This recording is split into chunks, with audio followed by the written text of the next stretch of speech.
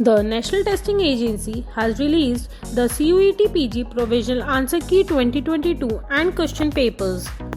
The CUET answer key has been released on the official website at cuet.nta.nic.in. Students who have appeared in the entrance exam can check their answer keys on the online portal at the CUET PG website.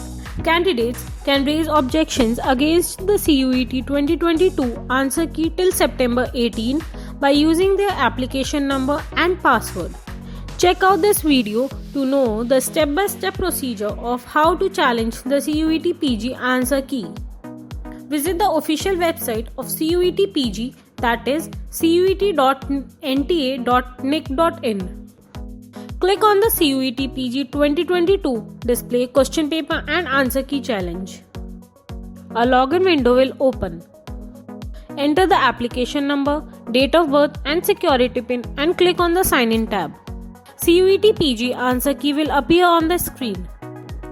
Challenge the CUET 2022 answer key according to your questions and download it for future reference.